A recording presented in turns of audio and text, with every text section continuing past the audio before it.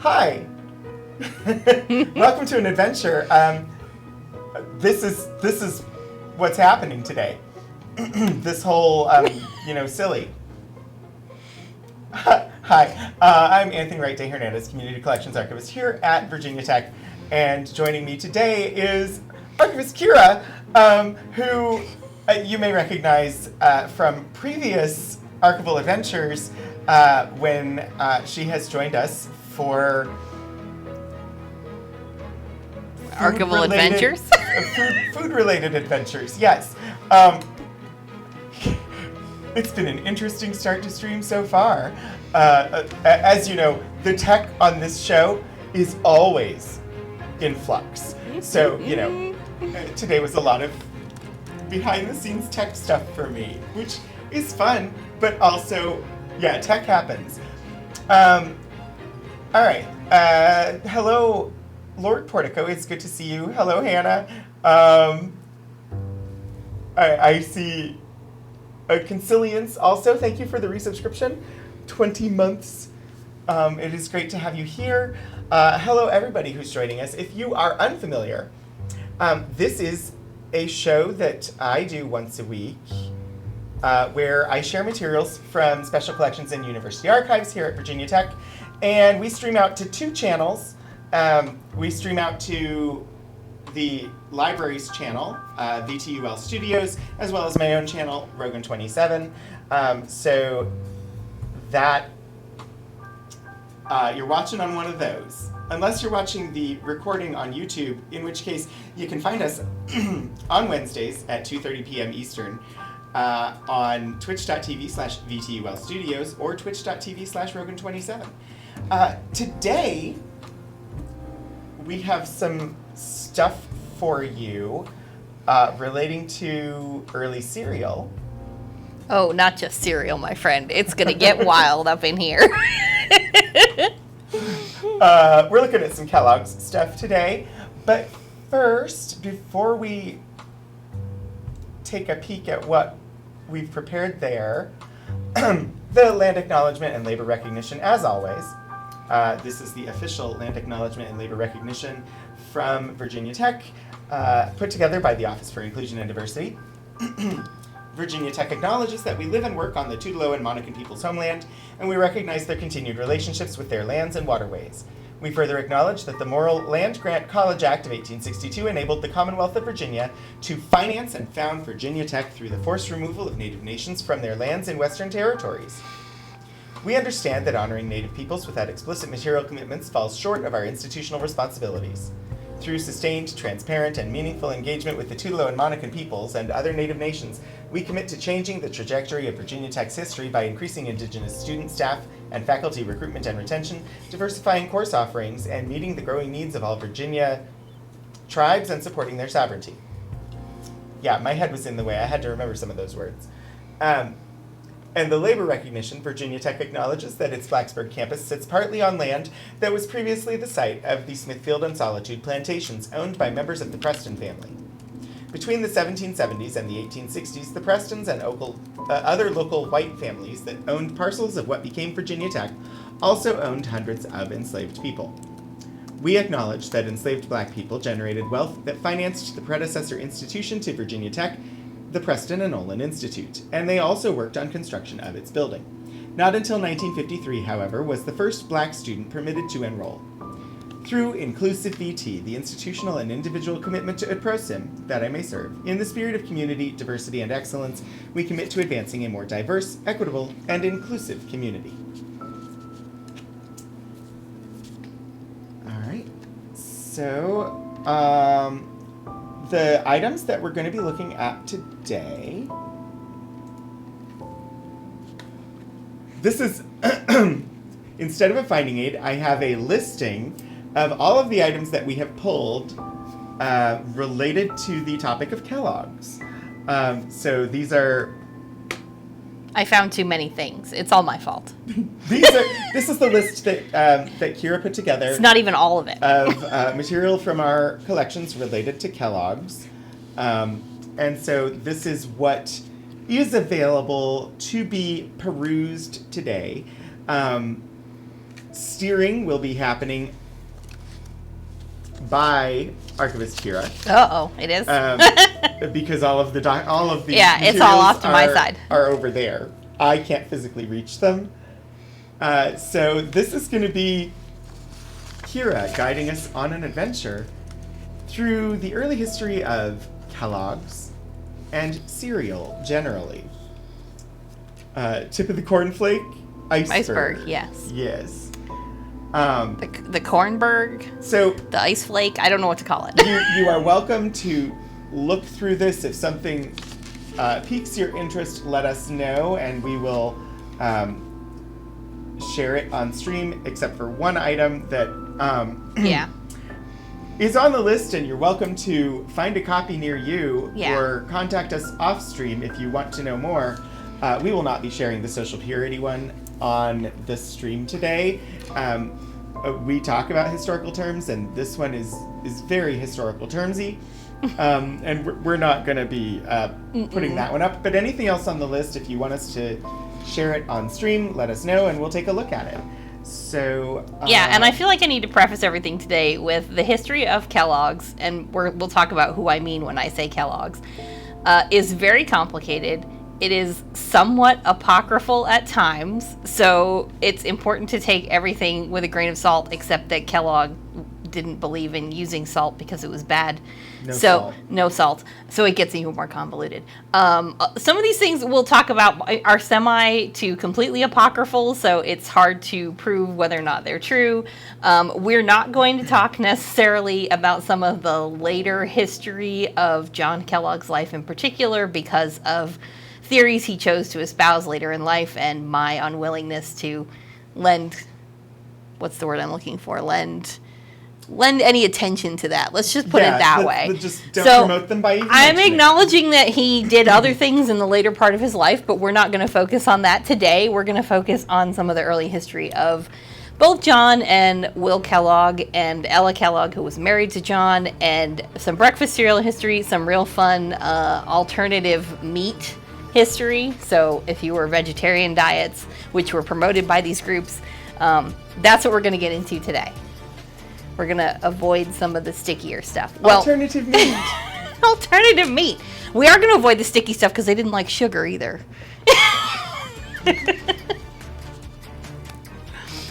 Well, so how about we start there? Can we talk? Is it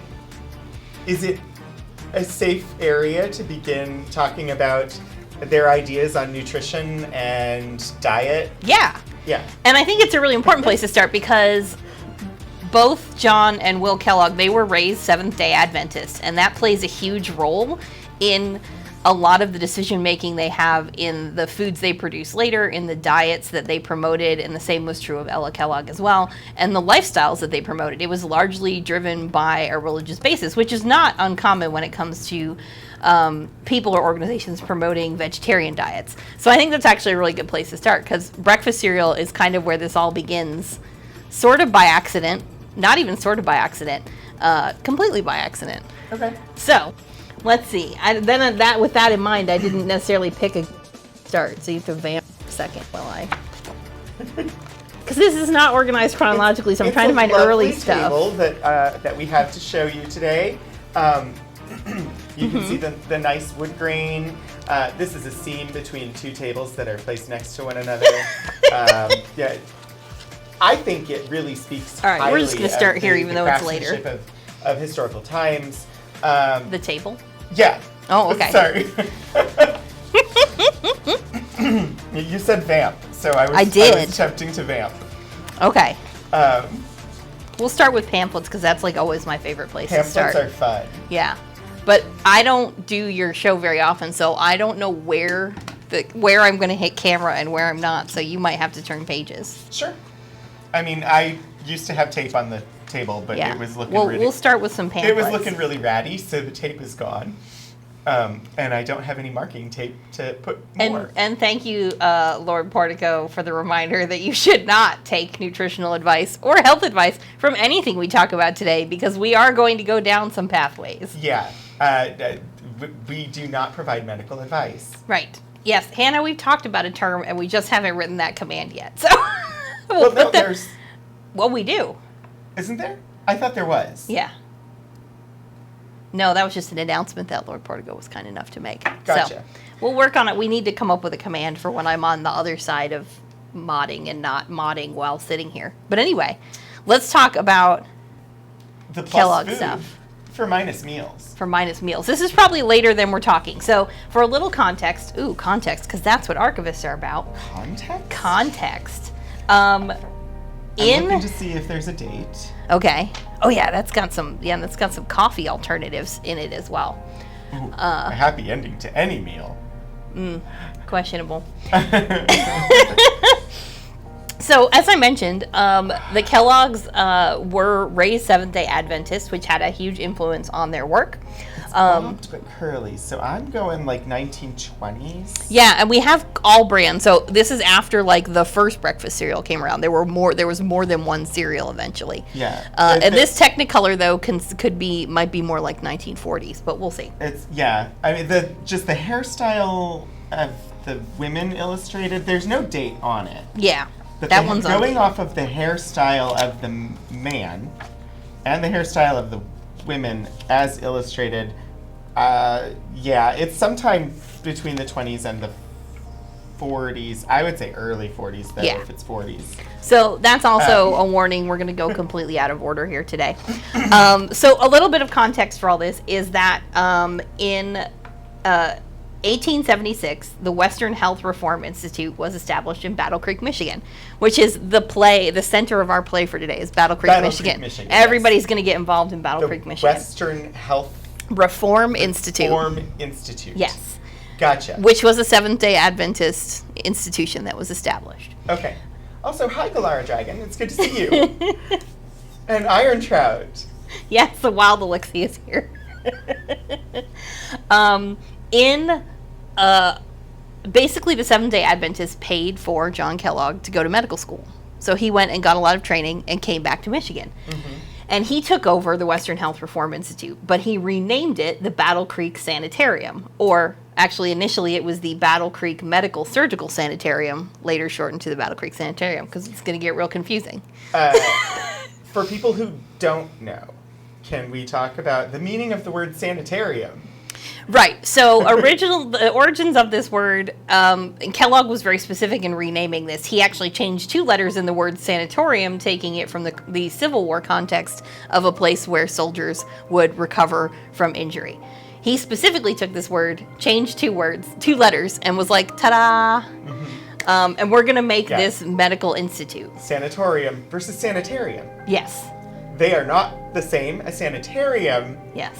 Being a mental institution that has the reputation of being not great, fictional depiction of being one floor. And that's where this gets even more complicated. Like that's sanitarium. But that's what Kellogg was using at one time. But sanatorium yes.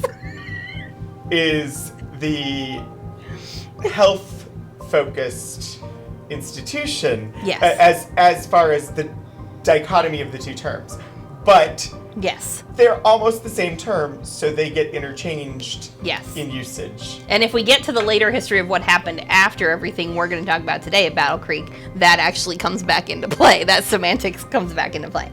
Anyway, it was shortened to the Battle Creek Sanitarium, which is basically where our story, it doesn't even begin there, but that's where we're beginning for the sake of things today.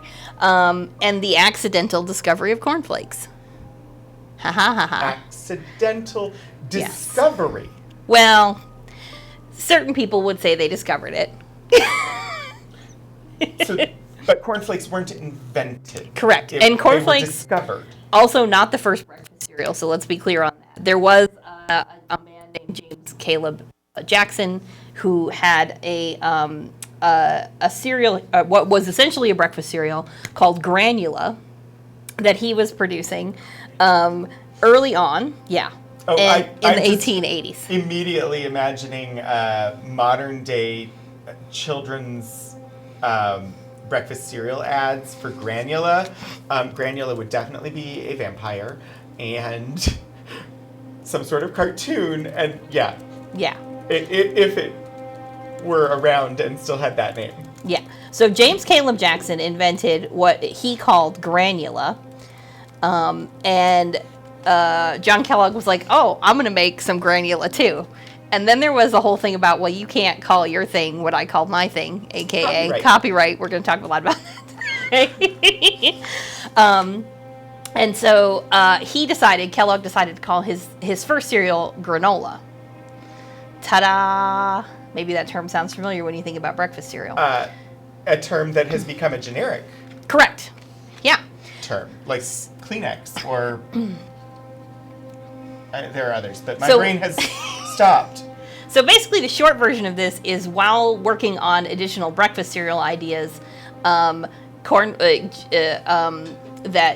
John and Will and Ella were all working on, there was a bit of a oops, not an oopsie so much as they left some stuff in the machine, and when they came back they were like, hey, we have pressed corn that we can flake. And then cornflakes were born. And it's not even that simple, because it's just going to get even more complicated. Today food, law for another day. I promise, Lord Portico, we're not leaving law alone just yet. Because at a certain point, the Kellogg brothers are suing each other. Mm-hmm. So we can't get away from that. Mm-hmm. There's a reason I didn't tag the official Kellogg's account in my tweets about today. Yeah, thank you. I just love, does ordinary coffee overstimulate your nerves? Keep you awake at night, or upset your digestion? Have you wished that someday there would be a coffee without the harmful caffeine that would still give you all of coffee's satisfying taste and tantalizing aroma?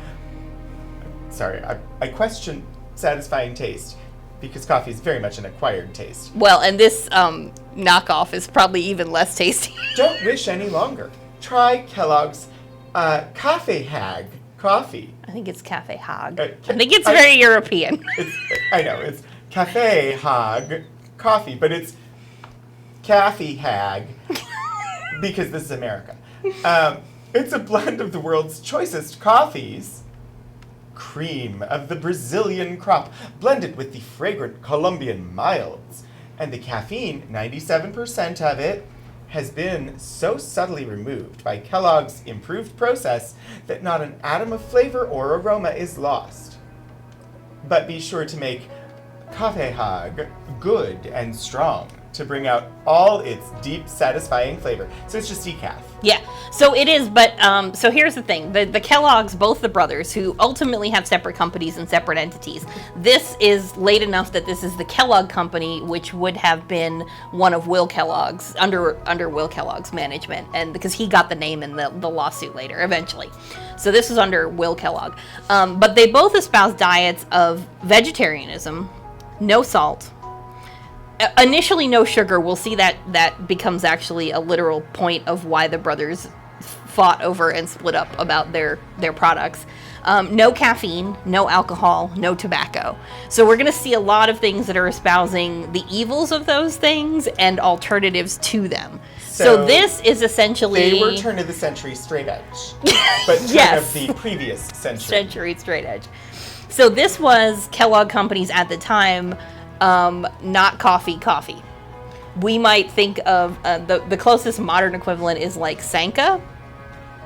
And C.W. Post also produced an alternative in the early 20th century called Postum, which was not at all coffee-based, but it was like... We've mentioned Postum on stream. We've seen pamphlets for Postum before.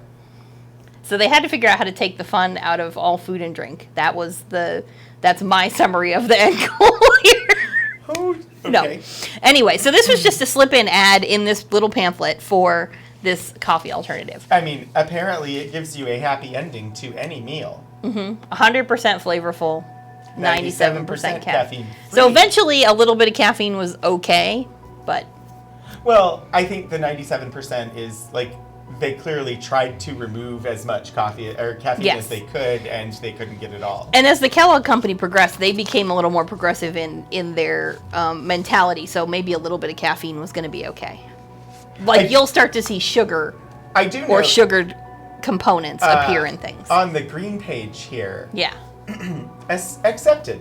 American Medical Association. Hang on, I want to possibly like zoom in just a tiny bit on this one.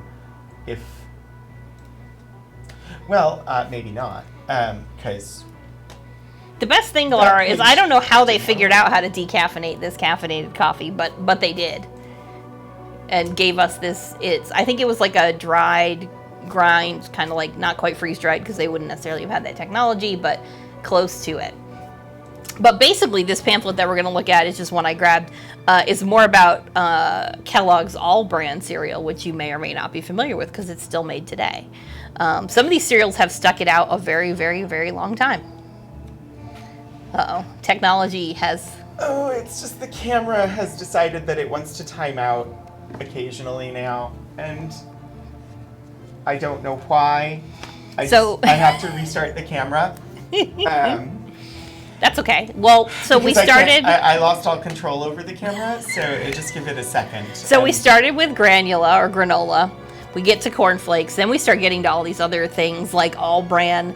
I was talking to Anthony before stream to bore him with the story of Kellogg's Crumbles, which were invented in the 19-teens, but made it to the 1970s before they were like canceled because kids weren't interested in them because they're basically twigs. They're shredded wheat twigs in a bowl, and they have like no sugar. They're not fun. In 1973, with all those other sugary cereals. But kids love twigs, right? Well, we were discussing that. Do kids love twigs? Do kids love twigs? It's a poll question. So I just want to read this because I was glancing at this while you were... Yes. Rambling. And the answer was while I was rambling. This ties in with the focus on the medical beliefs. So they have this accepted by the American Medical Association Committee on Foods note, serve more complete meals with Kellogg's All Brand. Perhaps the meals you serve are bulk minus meals, which the bulk minus and bulk plus trends. Like they're on trend with that. Kellogg's All Brand is the bulk plus food so necessary in the well-balanced diet. Serve as a cereal combined with other cereals, or use it as an ingredient in many tempting and economical dishes. All the recipes in this helpful folder have been triple tested in our cottage kitchen so that you may get the fullest enjoyment from the use of All Brand in your home. Laboratory tests show that that All Brand is a safe and gentle food that relieves constipation due to insufficient bulk. So if you haven't figured out, bulk in this context is pretty much referring to fiber. Yep. But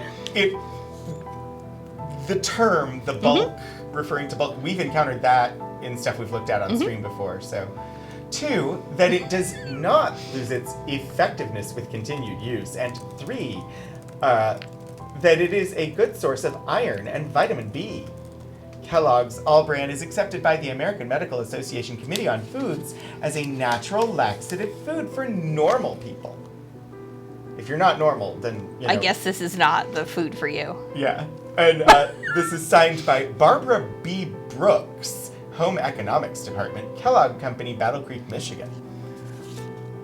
But for us abnormal people, well, I think you're all out of luck. I mean, then it goes on it gives the All Brand muffin. But you can see sugar is an ingredient. So we've hit a certain point at which we're no longer fully committed to abandoning sugar in its entirety, to abandoning salt in its entirety. They did use dairy, so the sour milk here is not a total surprise, but... so sour milk would be buttermilk? Or, yeah, probably. Okay. But yeah, so you see salt and sugar here. So eventually... It notes a change if you use sweet milk instead of sour milk, yeah. So how you can which would essentially create the same. Oh, you could add raisins or dates, or a small sliced apple. Apple. How decadent indeed. It is illustrated. Yeah, there's some real Technicolor joy in here. This is a fun one. I really enjoy the very perfectly textured butterball that is appearing here alongside the muffins. But this is the first document. We should maybe look at some others. Yeah, we should. Okay, so here, let's go to this one for a minute because I started out here and then I couldn't come up with something good. So let's start with this one, and then I'll work on A Little Journey to the Home of Kellogg's Toasted Cornflakes. So as I mentioned, this would be Will Kellogg's company. The brothers battled over names and titles. So eventually you had the Sanitas Food Company, which was the two brothers. Then you had which became the Battle Creek Sanitarium Food Company. Then you had the Battle Creek Toasted Cornflake Company, which becomes the one that Will Kellogg runs as the Kellogg Toasted Cornflake Company, and later what we now know of as the Kellogg Company. And then John Kellogg maintains the Battle Creek name, and later the Battle Creek Sanitarium Food Company becomes the Battle Creek Food Company, and we'll see some of that later today too. So this gets very confusing. The cereal names keep changing because they include elements from the companies. So like you had the granola, then you had the 1895, you had Granos was a cereal that they were producing before they got to cornflakes. Then you had the Sanitas Toasted Cornflakes before you got to Battle Creek Toasted Corn. Anyway. Okay. A lot of names. So this all around two cereals. 1916. Look at that fancy factory. Illustration of their factory. And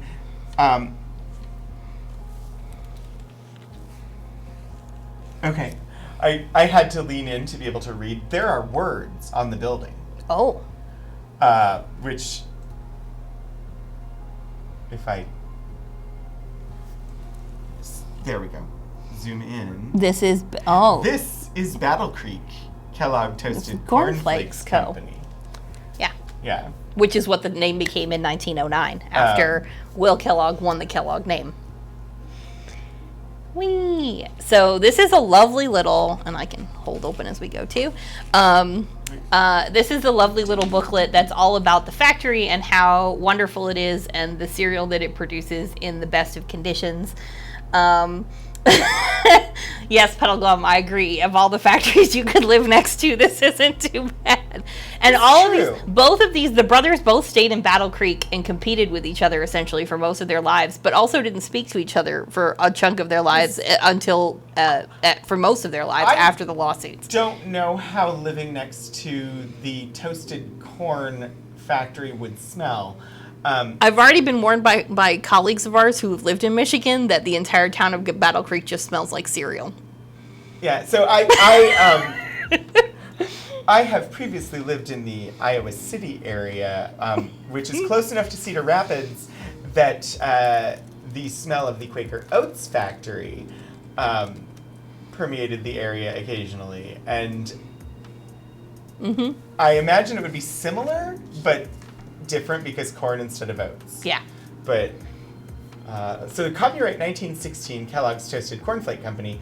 Young folks with their fresh, unspoiled palates are the real judges of flavor. Hey, so sweet is good. As far, like, if that is the unspoiled palate, kids really like sweet. Well, and that was the sticking point that led to the battle between the brothers, is that Will wanted to add sugar to cornflakes, and John did not. And that's why we ended up here. I'm like, hey, if young people have the unspoiled palates, young people don't like coffee, do like sweet, don't like Brussels sprouts, and they keep imitations away from the table, according to this. So they're not going to eat your knockoff cornflakes. Right. They enjoy it. I don't like knockoff cornflakes personally, but I also don't really care for cornflakes. But yeah, they enjoy the crispness, the wonderful good taste of Kellogg's Toasted Cornflakes. And they are the ones who keep imitations away from the table. Look for this signature. W.K. Kellogg. Oats don't sound half bad.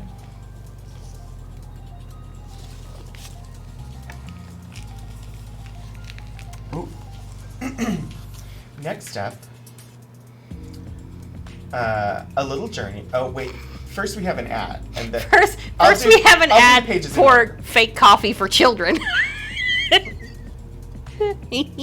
Why would kids not need fake coffee? It's 1916. Aren't they still working in factories? Could be. Sorry. Drink It is a beverage with all of the palate-satisfying qualities of coffee, and which every member of the family, including the children, can drink freely at all times. It is particularly invigorating on a cold day and a delicious iced drink during hot weather. I have no idea what What this is would it? have tasted. I don't know, because I don't know what it would have tasted like. I don't know if it was supposed to taste like coffee, because it wasn't like a hot chocolate drink, although they wouldn't really have approved of that either. Because that was my... It's, I was like, it's is it like hot the chocolate? cafe hog, but not for even kids. that. It's I for don't know. kids. Apparently it's also good iced, but I have no idea what this would have tasted like. But it came in this can, I guess, so your kids Maybe could it's drink it chicory. alongside you. It could be. So Postum was chicory, if I remember correctly. The CW Post version of the knockoff coffee was, I believe, chicory. I think it was. Yes, Any Puddle coughs? Glum. Cough syrups back in the day contained a lot of potent things that people gave to children that would have been frowned upon. Actually, at least one of the books I've got here, there's a whole paragraph, there's a whole section where Kellogg is on a rant about why you shouldn't give children sugar syrups, which he calls them that, but essentially he's referring to cough syrups or medications that we might and have given them. That there's, if you've seen the Disney Mary Poppins movie, the original Mary Poppins with Julie Andrews, there is that moment where she gives the kids medicine to make them go to sleep or to make them happier or whatever. I don't remember. They needed medicine. I don't remember why.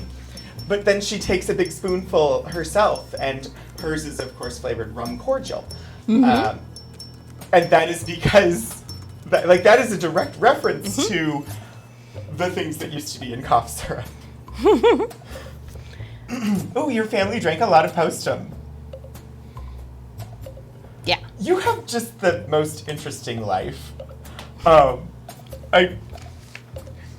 Knowing, people who developed early video games and then, yeah. There's a story behind the spoonful of sugar song. I'm not surprised. Okay. Okay, we should turn pages on I this, because should, yeah. we should look at some of this, A because little I've already got the journey- next item picked out. A little journey to the home of Kellogg's Toasted Cornflakes, which is also the home of other good things to eat. Kellogg Toasted Cornflake Company, Battle Creek, Michigan. And at this point, there were 3 cereal companies all in Battle Creek competing with each other.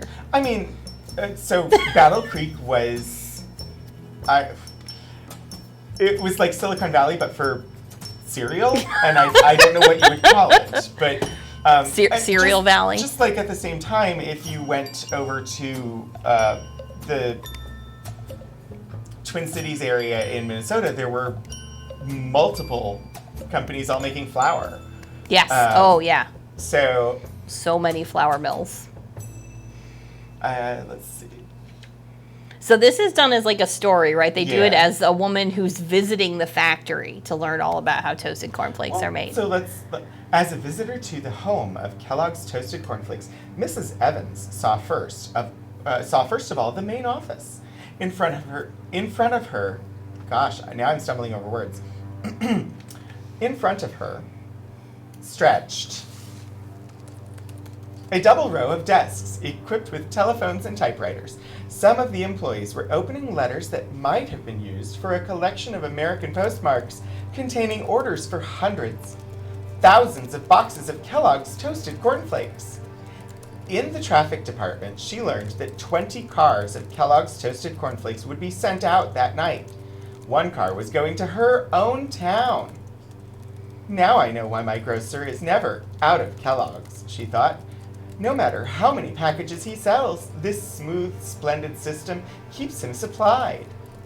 Before leaving the office, she looked at the picture of the one-story house where the Kellogg Toasted Cornflake business was started. Also, fun to remember, John Kellogg had a medical degree of sorts. We could talk about that, but we won't. Will Kellogg, who was the head of this company, was a bookkeeper. Started out as a bookkeeper at the sanitarium, Okay. working with his brother. One man, this visitor soon learned, stands behind the unvarying excellence and the phenomenal popularity of Kellogg's Toasted Cornflakes. He is W.K. Kellogg, whose signature, which appears on every package of the products of the Kellogg Toasted Cornflake Company, is known to probably every housewife in the land. But apparently only the housewives. Well, yeah. Who else is doing the shopping in 1916? Mrs. Evans, the maid, clearly. Mrs. Evans thoroughly approved of the Kellogg square deal policy, which her grocer had explained to her. But the thing that most appealed to her in the Kellogg plan, as she watched it working through the various processes, was simply the painstaking attention to detail in the midst of an incredible volume of business. So, the accounting? The bookkeeping. The bookkeeping, yeah. Well, if your founder's a bookkeeper, what do you think we're going to start with? Well, and I didn't know that, but then you said he was, and I was like, hey, that sentence is the thing that she was most impressed with was the bookkeeping. And she found that even when the daily maximum of toasted cornflakes is being manufactured, maximum care follows every grain through its cleaning, flavoring, cooking, flaking, and toasting. That's why Kellogg's Toasted Cornflakes always come to you the same. But like consistency in advertising, consistency of product was a huge thing. Standardization of products, and standardization of products in a way that is trustworthy, because this is not long after people were concerned about like plaster dust being in their flour. Yeah. So, and there's this little booklet is basically about transparency. It's like, welcome inside our factory. See how we do what we do. We're being totally open and clear about that.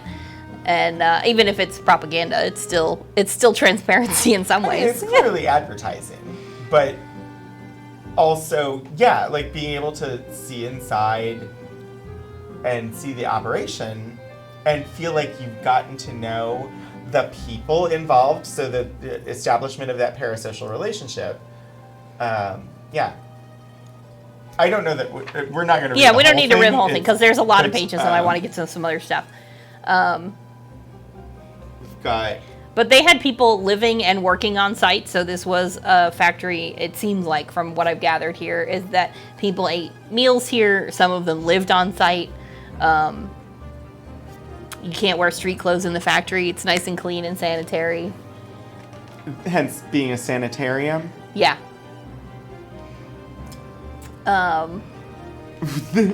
Sorry. This is the corn's sweetheart, Mrs. Evans was told, and a round, white, hard ball, the size of a piece of small shot, was shown to her. It was the concentrated goodness and sweetness of a kernel of southern white corn, minus its outer covering. Now she saw a long room lined with what appeared to be huge safes. These were the cookers, 52 of them, which are in operation 24 hours of every day. The recipe for cooking Kellogg's Toasted Cornflakes is simple, with a mystery underneath.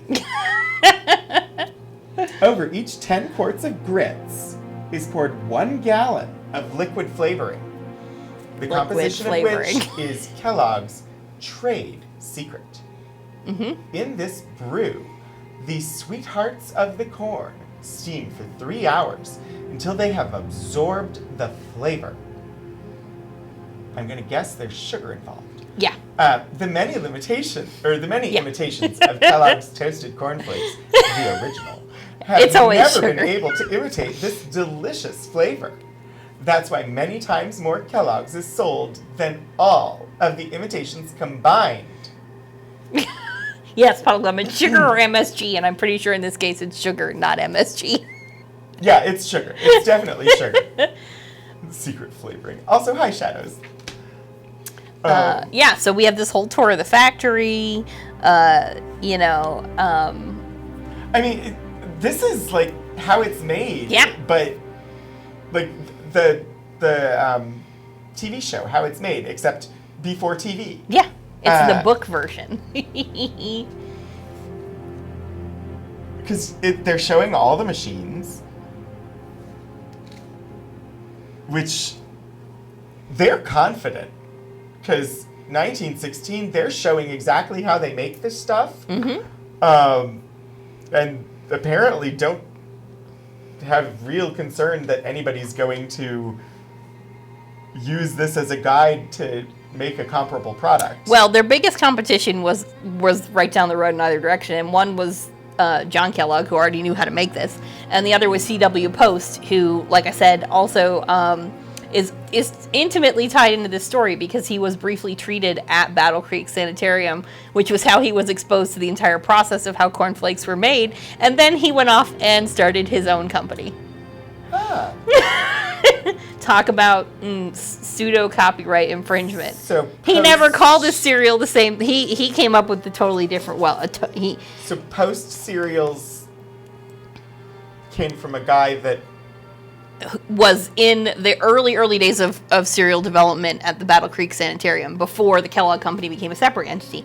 So he was a patient there in like 1880 or 1890, 1891, and then in like 1892 he creates his own company, and in 1898 he produces grape nuts, and then in 1906 something he first called, wait for it, Elijah's Manna, but then later renamed Post Toasties Double Crisp Cornflakes.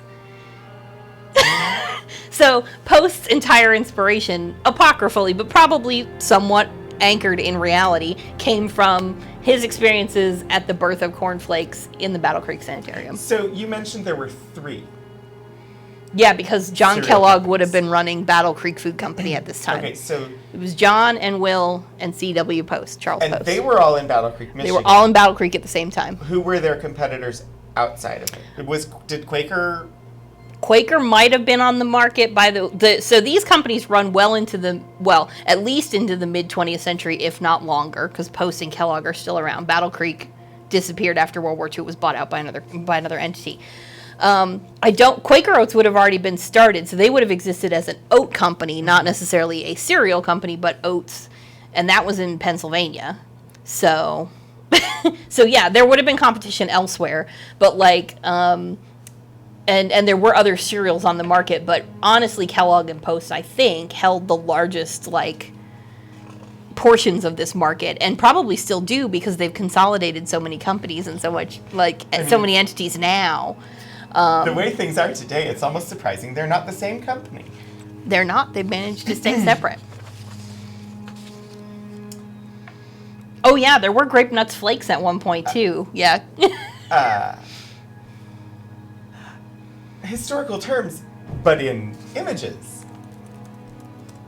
We don't have historical images, but yes. Yeah, on the left. Yes. The image on the left is... Yes. Oh, I told you we were going to encounter some things. very, very problematic, that image. Mm-hmm. Mm-hmm. Uh-huh. Mm-hmm. I assume that these beatific people on top of the cows are meant to be the people who eat the Kellogg's, and they're bringing it to Yeah.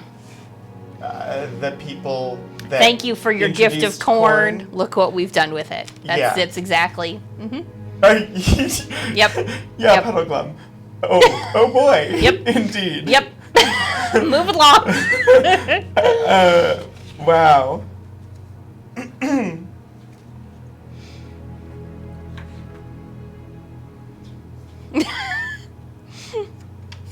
Anyway. Yeah. Anyway, Oh, that guy is real excited to the point of creepy. A little creepy? Ooh, no, a little creepy. I was thinking, Hey, you could put your cornflakes in the oven. really scary. Now, the early granola and the early granula cereals were like grape nuts, but even worse. They were like little rocks, and you literally had to put them in milk all night in order to eat them for breakfast. Like early granola / granula. Like grape oats. Yeah, yeah. So they had to spend all night in liquid so that they would become edible. These were a little better, but still, they're even advocating like, hey, put them in the oven for like 2 minutes before you serve them. Huh. This is the highest grade of bran, thoroughly cleaned and sterilized and flaked, which makes it exceptionally palatable, lighter, and more acceptable in every way for bran muffins, health breads, and for eating a cereal as advised by so many doctors. Kellogg's Toasted Bran Flakes. Yeah, bran flakes. you like the text justification on it?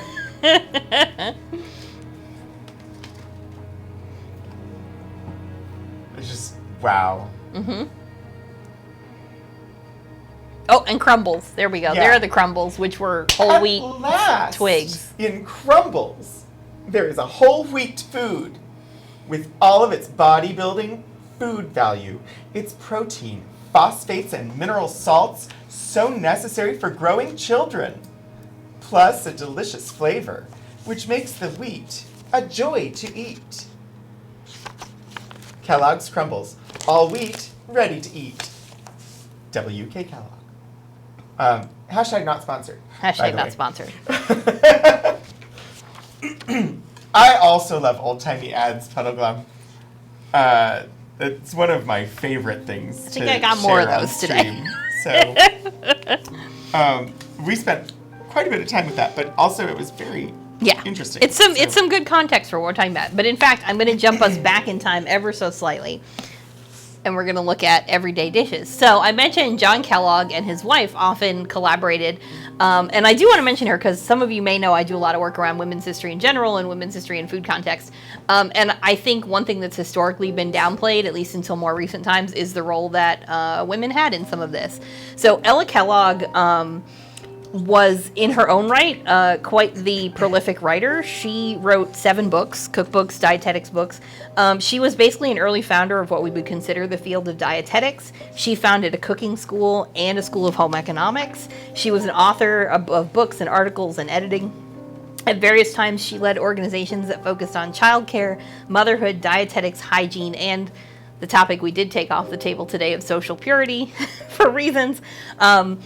In her marriage with John Harvey Kellogg, they never had any children of their own, and there are some stories around why that may or may not be, but they did raise over 40 children and adopted 8 of them at various points.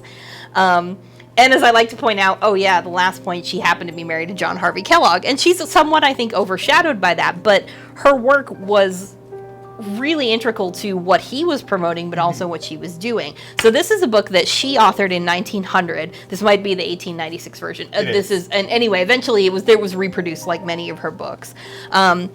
And I've marked a section of this, which I think you pulled the tag out, so then I'll have to go. That's fine. I know what page number. It's fine. I know what page number it is. Anyway, the point is I want to introduce this because this book, which is a cookbook and a dietetics manual, it's like, here's what food value is. It gets into early dietetics history. It gets into how you should cook and feed your family, how to promote, good health and nutrition. And actually, this might be something of an exception to our don't take medical advice. Like, I think a lot of this still holds up under contemporary dietetics. As general theory. It's general theory, yes. But because they promoted a vegetarian diet, I had marked us right around page 159 because there is an entire section here on something called protos. And protos was a meat alternative that John Harvey Kellogg developed. And it was made from it was actually the first meat substitute that was ever patented, and he had a patent on this in 1901. He also invented something you'll see here called nuttolene, which was a nut-based meat alternative. And protos was like a protein-based thing. I think there was some nuts in it and a bunch of other things. Nuttolene was described as tasting like cold veal or mutton, like ground, because it was like a paste. Protos, I'm not exactly sure what it tasted like, but I really want to dive into this section because there are really fun considerations for a vegetarian diet in 1890s, 1900. All these alternatives for not putting meat or ground meat or in your food. So it's really interesting to see what they do with all of this. And you can see they actually call it vegetable meat. Yeah, this might end up sounding, or this might feel somewhat familiar to anybody who watched the History of Diabetes Diets episode. I'll go after the protos with my Zerg Protoss. Oh gosh. Galara, you deserve points. Protos. Vegetable meat. Protos is a perfect substitute for flesh food, containing the same food elements as beef and mutton. Its nutritive value is about 25% greater. It contains 10% more fat an element in which lean meat is deficient, thus making it not only a more nourishing, but a better balanced food substance than lean meat. Its appearance is almost identical with that of pressed chicken or turkey, which it also resembles in color. In odor and taste, protose so closely resembles flesh that it is really difficult for one eating it to convince himself that he is not partaking of animal food. There you go. And then they provide instructions on how to prepare it. All these, I mean, and it's everything from like stewing it to, I like on the other page here, we have boiled produce with peas and mint sauce. Like they were thinking beyond just how do I take this this vegetable meat and just slap a gravy on it or something. So take canned or stewed green peas with a very little liquor, salt, heat to boiling. Then add mint sauce. Apparently everybody knows how to make mint sauce. Keep quite warm but do not boil. Serve 1 spoonful with each individual order. Broiled protose may also be served with any of the sauces mentioned for broiled nuttolene. Also with nut gravy, brown gravy, etc. Yeah. This reads to me as though it is a recipe for use in the sanitarium. Yes. Very much so. They would have been very sanitarium. active at this point. So these are things they would have been serving to people who came to the sanitarium for treatment, and treatment was a mixed phrase there. Sometimes there were people who had came for health reasons. Some people came almost like, this is a bit apocryphal, but like there's the movie The Road to Wellville, which talks a lot about, but in a very dramatized, fictionalized way, that people went there more like it was a spa, which is not really true, but some big name people did go there.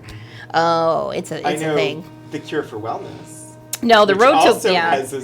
We won't get into The Road to Wellville right now either, but it's a film that very heavily fictionalizes the experiences at the Battle Creek Sanitarium, and it gets into some strange things. But yeah, people would have traveled there if you were well-to-do and you had some sort of health issue, or even if you didn't, you might have gone there just so that you could be treated by John Kellogg. Yeah, some time away.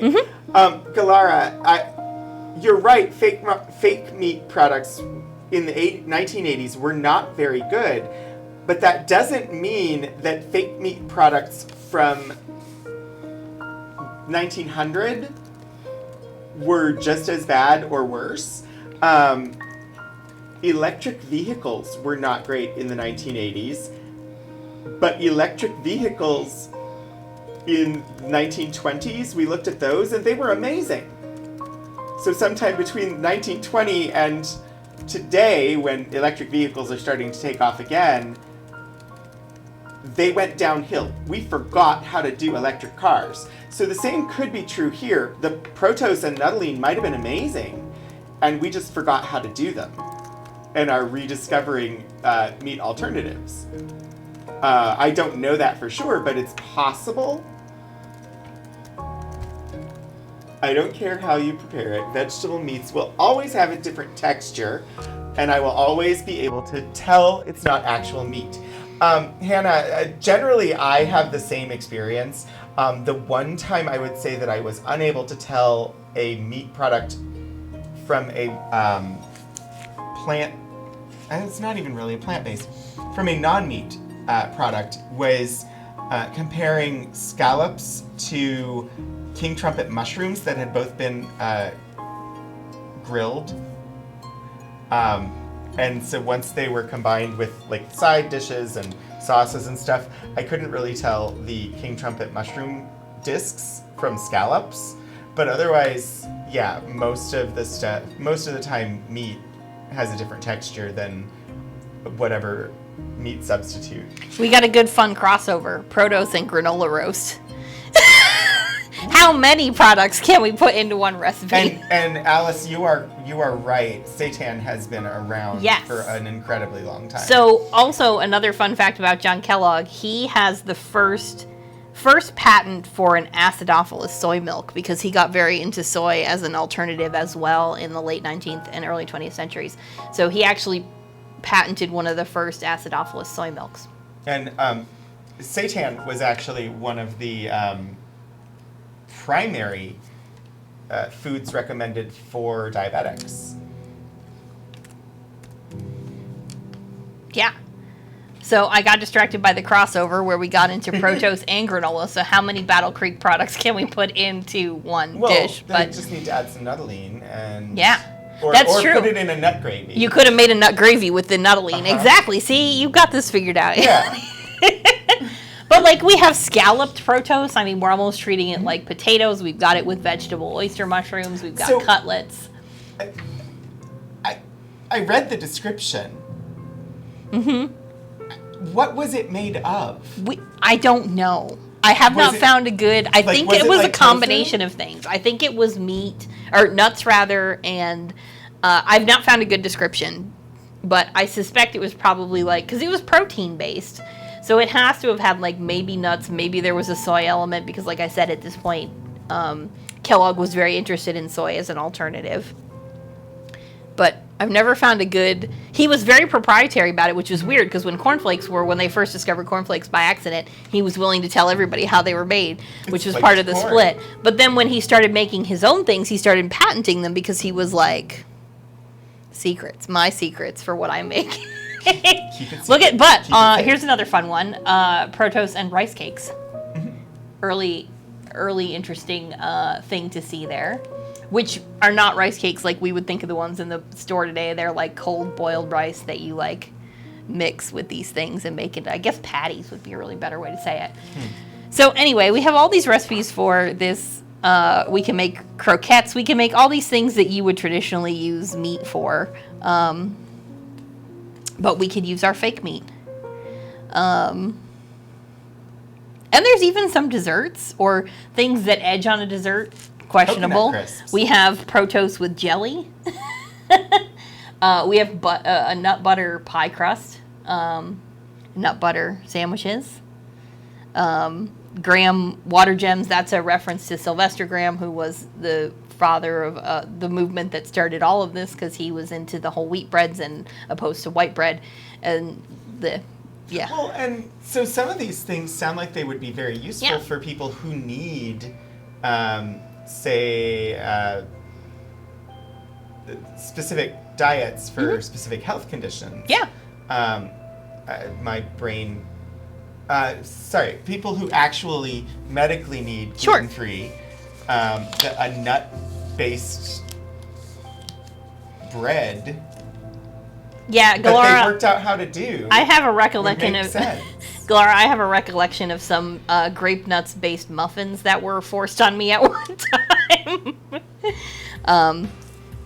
As well. Something happened to the music. Bum, bum, bum. See, here's Nuttolene pie with a potato crust. Now we're getting into some interesting combinations. And it's just like slices of Nuttolene, which makes me think that was like in slab form. It wasn't like peanut butter. It was more like in a slab form. You could cut mince pie. So it's really surprising, like, mince pie is good. Yeah, hot nut milk. So again, we're into alternatives for dairy milks as well. And then these books often also had sections about housework and homework and how that fit into creating an overall lifestyle. So this book in particular has this section, hints about everyday work. Can we do a history of wellness series in future episodes? Well, that's an Anthony question. Yeah. And whether or not that's a request for me to guest star, I don't know. We can certainly do a history of wellness. You mean like similar to how we've done the high energy physics stuff?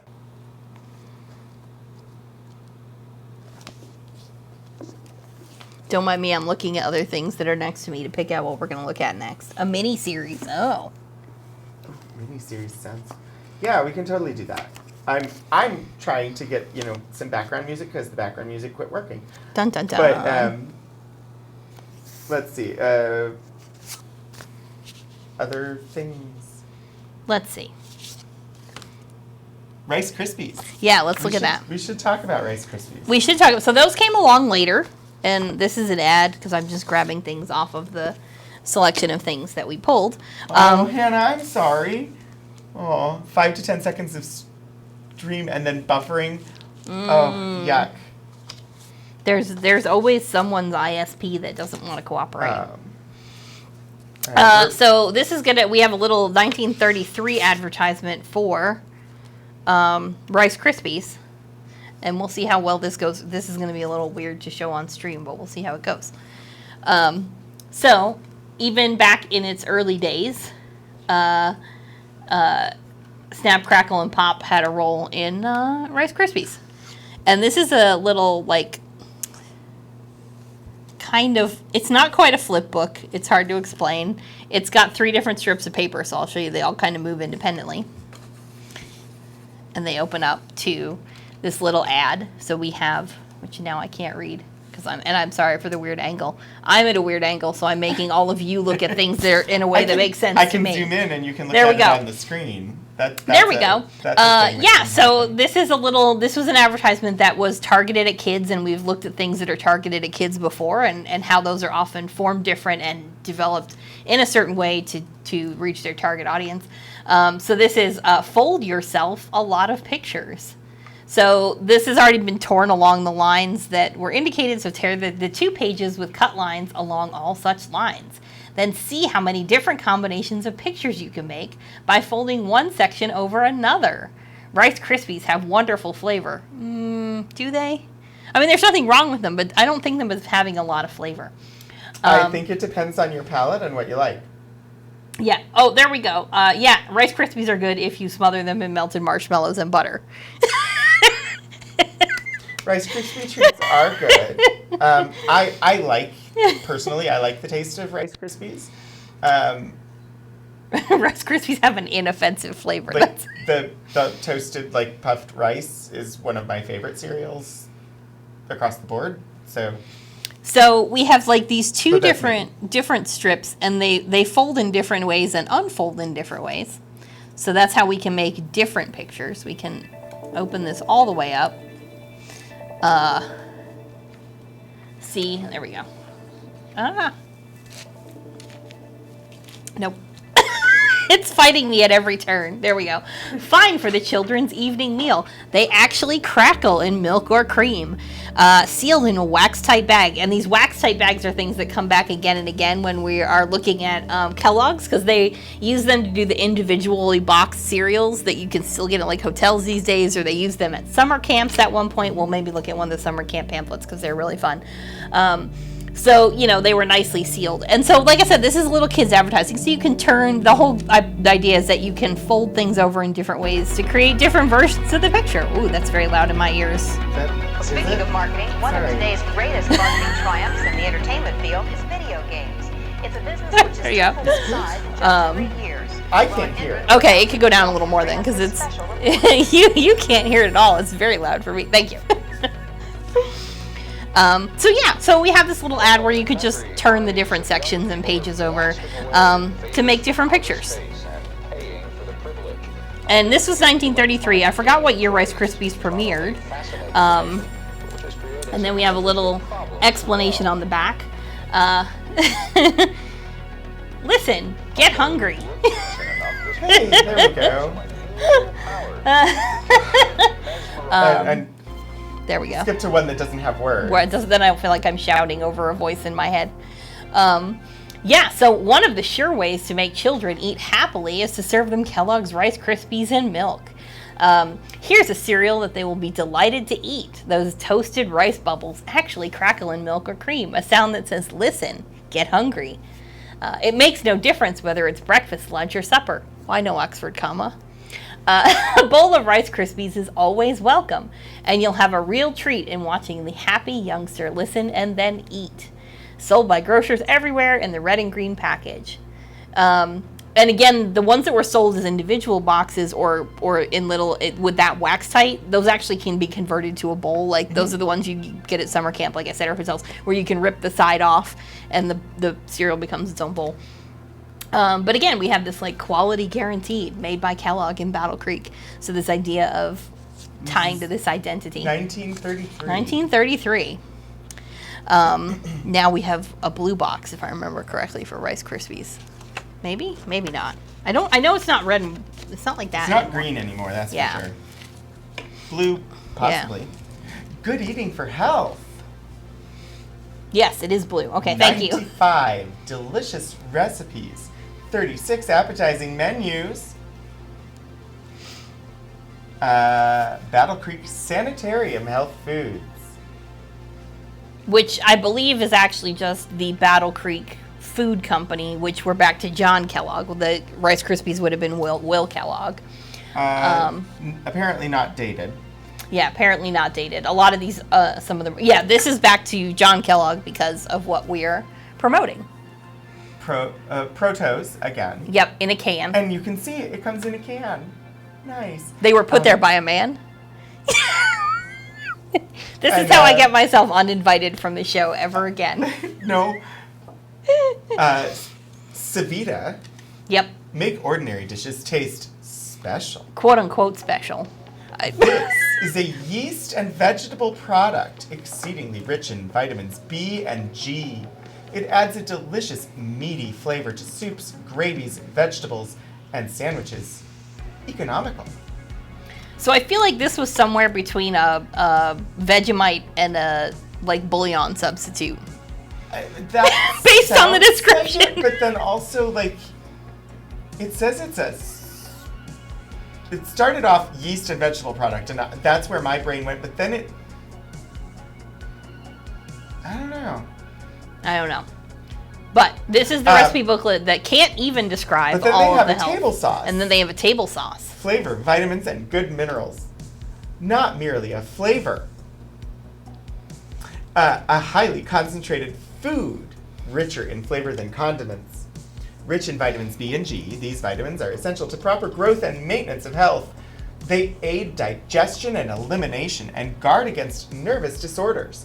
There are 1,000 units of vitamin B complex in each bottle. Minerals, sativa sauce, That's very different.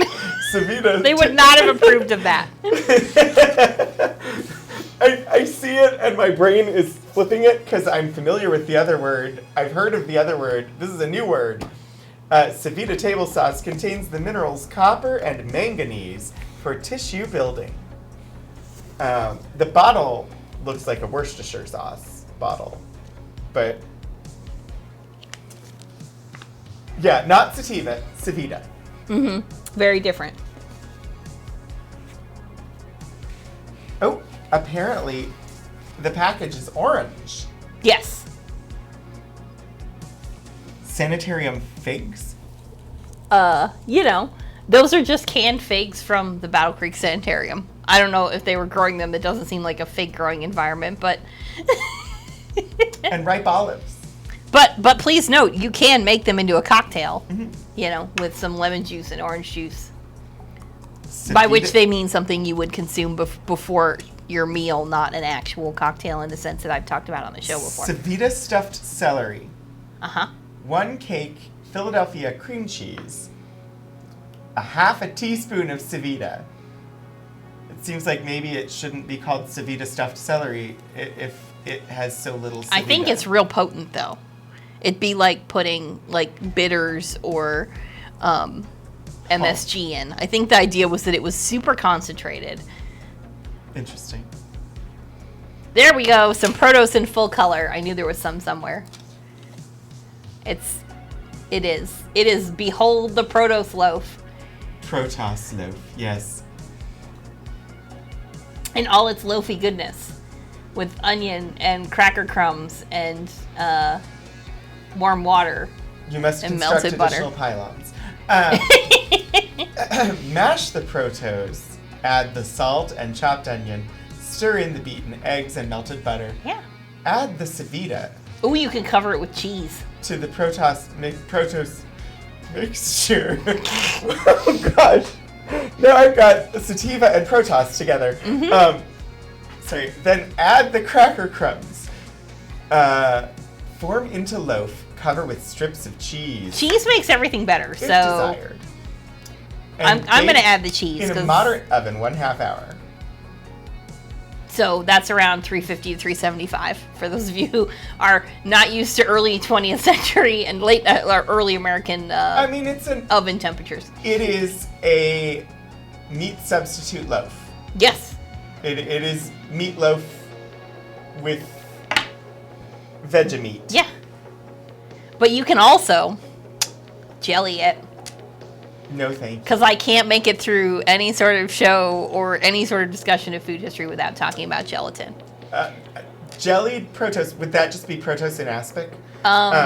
Yes, basically they are using unflavored gelatin to, but you put it in a ring mold so you can make it fancy. I have never had anything in aspic that tasted good. But you serve it with mayonnaise. Just scoops of mayonnaise. Cook 1 envelope of Battle Creek vegetable gelatin. Vegetable gelatin. Yes, vegetarian gelatin, because we got to stick with the whole thing. Thank you. Because otherwise gelatin is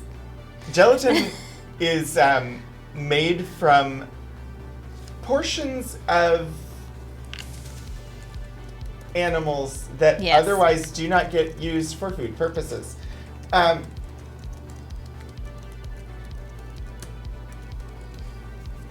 Namely hooves.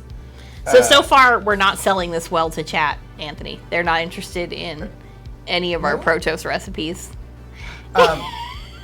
Cook 1 envelope of Battle Creek vegetable gelatin with the water until dissolved, or about 5 minutes. One or the other. Then dissolve the Savita in the hot water. So another recipe that's combining Protos and Where's my and nuttolene? We could make this even more exciting. Then dissolve the Savita in the hot water and add to the gelatin. Add remaining ingredients, season and mix well. Pour into a wet mold and cool. When firm, unmold and serve with mayonnaise. Yeah, so it's cold too. Yield 6 servings. Well, aspic is generally cold. I know. Which is part of why it's horrible. To prepare a ring mold, double the recipe and pour into a ring mold. When firm, unmold on plate, garnish with lettuce and fill center with buttered peas. 12 servings. We've had nut meat filet. Yeah. You can make a vegan whipped cream with aquafaba. I did not know that. I've never used aquafaba myself. Let's see. I have at least heard of it. Oh, we got walnut roast. We've got soy key. Yeah, so this I think was one of the soy products that he was developing. Okay, so this would be tofu. Well, I'm not sure. No? Stay tuned. I have to read the teeny tiny. No, that's a beverage. Oh, so That's that I think is a soy-based coffee product, or a coffee imitation coffee made from soy. Okay. Yes, we were discussing gelatin Shadows of Life. You returned just in time for some sort of soy-based coffee products that we're not quite sure. And canned pineapple and canned peaches. Yeah. We can make a fruit cake. We can make some refrigerator rolls. Chop suey. Yeah, so they did their own canning and of produce, which is why we're seeing the canned peas, the canned fruits, the figs. There's an aspic for us. It's got eggs in it and asparagus sticking out of it and peas in the middle. Aspic, I am convinced, was invented for the way it looks. Yes. It is all about suspending various objects within clear gelatin for the presentation of it at the expense of the taste and nutritional value. So I want to point out how excited I am that there is even a vegetarian frosted sandwich in here. This sandwich loaf is frosted. I have found us a frosted sandwich, which was one of my other favorite topics. I've not been on the show to talk frosted sandwiches. We have not done frosted. We have not, but we can do an episode sandwiches. on frosted sandwiches if people are interested. So I'm always fascinated by sandwiches. So this whole page to me is like it's a gold undated, mine. but it feels like it's got to be the 1970s. No, it's actually going to be much earlier than that because the Battle Creek Food Company was sold after World War II. So this is probably late 30s, early 40s. But it all looks 1970s. Yeah, but this Technicolor in the publication itself is more like 30s, 40s. So we have a whole sandwich platter. We have egg and olive. We've got minced produce. We've got produce and jelly. We've got Savita butter. But more importantly, we have a frosted sandwich that's got malted nuts and pimento and pineapple in it. And olives. And olives. And it is, well, that's probably decoration. And it is frosted. So frosted sandwiches, since I haven't been on the show to talk about those. Are you not supposed to eat the decoration? Yeah, you can eat the decoration. But then you're eating olives and pineapple together, which generally don't go well together. Yeah. So frosted sandwiches, for those of you not familiar, is when you take a whole loaf of bread, you cut it the long way, like 2 or 3 slabs. You have different fillings in every layer, and then you frost it, usually with, depending on the recipe, either whipped cream cheese or whipped mayonnaise. Sometimes combinations of things that, and I've done multiple blog posts on frosted sandwiches, like 4 of them. I could talk for a really long time about this. And they often sometimes they had fillings that might kind of make sense, like you might have an egg salad layer and a ham salad layer and a chicken salad layer, and then you frost the whole thing, and you can decorate it or not, and then you cut it into slices and serve it on a plate. Turducken sandwich. Right. Or you might have a more sweet style one where there's like different fruit fillings or something. This is an option where you can combine savory and sweet. I don't know that it's the best option, but so we're going to cut the sandwich loaf in slices lengthwise and butter, which they often did in this time period to maintain a barrier of moisture. So if you're putting wet ingredients, it won't soak in and make everything soggy. You butter all the layers. Or use mayonnaise, one or the other. Make a filling, half of cream cheese, grated pineapple, malted nuts, chopped pimento, and enough mayonnaise to spread nicely. Yeah, you got to grease that up. Spread the buttered slices and place on top of the other, right, forming the loaf. So you reform the loaf. Make a thick paste of cream cheese using mayonnaise. So this is cream cheese and mayonnaise to coat this baby. Spread over the loaf as though icing a cake. This is very true. Frosted sandwiches, it's just like icing a cake. Place on a platter, and when ready to serve, slice crosswise and serve with sandwiches. Serves as sandwiches with a hot drink. I think you just stick the olives on it, or did they put them in there? No, they didn't put them in there. I don't know. They just said ripe olives. They just said ripe olives. We have no direction about the olives.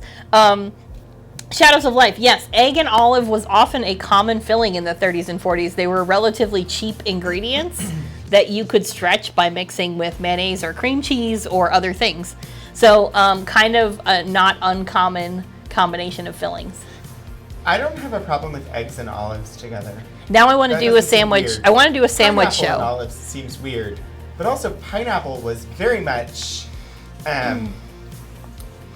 the rage. Like pineapple was the party. People rented pineapples in the 40s. Okay, I'm officially. To take to parties. I'm as officially like a sign of, hey, look, I'm special. I have a pineapple. Yeah. They would rent a pineapple Yeah. to take with them to a party. I'm officially petitioning to come do a sandwich show. Because I want to do frosted sandwiches, but not just frosted. We want to talk about sandwich fillings in general. Okay. In the future, y'all, I will come do a I'm sandwich show. not even kidding, Shadows. People rented pineapples. Yeah, they were very hard to get. So we got vegetable dishes because you want to build up your, your pep. I got to build up my pep building and irresistible. Vegetable dishes. Ooh, carrot loaf. Baked stuffed tomatoes. Also advertising laxatives on the same page. That's... Oh, and not just like all bran. Yeah, no, actual laxatives. Here's fig bran. I don't know. So we've got some breads. Now we're into like baking territory. This is not too bad. Yeah. Bran and bran popovers. Yeah. And bran and pineapple muffins. Yeah. And delicious whole wheat muffins. Okay, those ones sound okay. Yeah. molasses bran bread sounds good. Grated pineapple sounds rough. Is that what that says? But ting. Yes. And we've got some beverages because we can't not touch on those. It's always fun. Chocolate malted nuts. A delicious fruit punch. Dormy, which is pictured here, which you take a tablespoon of Dormy, a cup of milk, vanilla if desired, Ooh. and dissolve the Dormy in hot milk. To serve cold, dissolve in small amount of hot water and fill the glass with cold milk. Sweeten if desired. Yeah, these are really tiny, so I have to take this. So it just says refreshing and satisfying and comforting. I don't know what Dormy was. There's no explanation. I have no idea, but it's pictured next to a teacup and saucer. He was really into making beverages that I was going to say next we need to talk about Ironade. So. Oh, Ironade? Yeah. For each serving, use the juice of 1 orange, 1 teaspoonful of lemon juice, and 1 teaspoonful of food ferrin. So this was basically a vitamin supplement, an iron-based one. Yeah, food ferrin, which I'm guessing because ferrous means iron. Yeah. Dilute with a little water if desired. Chill and serve. So this is an iron supplement drink. Yes. Ooh, I'm going to make some pineapple malted nuts punch for work. Okay. I'll just bring it in. We have a punch bowl. I'll just fill it up. I like malt. I like pineapple. I'm not sure about pineapple and malt milk and nuts and together. Milk and a quart of milk. I mean, malt goes with milk. But so malted nut milk, malted milk and nuts. That makes sense in my brain. Adding the pineapple, the really acidic pineapple to malted milk seems odd and feels like it would curdle the milk. Yeah. But there are many dishes. Like there's orange milk, which again, acid and milk. There are methods to combine acids with milk without curdling it. So I'm open to trying it as long as it doesn't have orange in it. Yeah, we got some candies, some pies, some cookie recipes. Now we're into my territory. Can make some cookies. Bran fruit cookies. Yeah. Bacon bran cookies. And then one of my favorite things is when you get suggested menus for how to incorporate all these things into your day. So you get your morning menus. Wait, go back? Go back. Zoe waffles. Yeah, so this was another product. They were pumping out alternative products left and right. Oh, I didn't even see the box of Yeah. Zoe. I just saw the recipe, Zoe waffles, and I was like, what's Zoe? Yeah. Apparently it's a product. It was it's ready to eat breakfast food, so I don't know if it was another cereal or like an oats or something. The way it's packaged and ready to eat breakfast food, it looks like a cereal to me. Yeah. So you got all these morning menus, all these fun things. You can try different menus. You can get more books. Look at all these unsweetened. And they canned all this stuff unsweetened because, of course, they were pushing don't add extra sugar. And then we also had things like laxatives or regulators or other vitamin. Malted nuts, which I have no idea. What are malted nuts? What does it mean to malt nuts? I know what malted milk is. What is malted nuts? I don't know. An easily digestible, quick energy food used to make puddings, drinks, salads, and desserts. Has proved immensely valuable in infants' formulas when the baby is sensitized to cow's milk. I have no idea what malted nuts are. There was another Zoe thing even earlier in the book. Yeah, there were a number of recipes. And then there's regulators. What is the first one? I can't read the first one. Cut asparagus. Oh. Pineapple, spinach, apricots, cherries, peas, and Bartlett pear. And then we've got lactodextrin and kava, a natural non-drug laxative with a mild and pleasant but effective action. Easy to take and is non-habit forming. Also supplies vitamin B. Oh, welcome back, Lord Portico. Yeah. Okay. So let's see. Let's move. We'll go back and look at something big and bulky. So when John Kellogg was actually writing his books, I want people to understand that there was a lot he had to say. All of his books and many of Ella's books were very large. They reused content and things like that, but they had a lot to say. I'm going to let you open that while I move a couple things if you want. It's also got some red rot, so it is falling apart. Yeah, and has been taped together. Hashtag this is not how you repair books. No. But it came to us in this form, so this was not our doing. It definitely does have some red rot. Oh, apparently this was part of the library at the Western State Hospital in Staunton, which was a sanitarium here in Virginia. Yeah. So and I think we looked at materials from there on one of my Halloween horror streams in 2021, the first year of streams. Malted nuts are made from malt extract and nut oil. Okay. Okay. So the reason I grabbed this is for a bunch. We can flip through it at random, but it has some fun pictures at the front, good frontispieces. So we've got the sanitarium at Battle Creek. So we got to look at the Kellogg factory earlier, but here's what the sanitarium building, part one of them, because it was a large site with multiple buildings, but this is what the main sanitarium building looked like at Battle Creek. Cool. And then I think the next page has a delightful picture of yours truly, John Harvey Kellogg.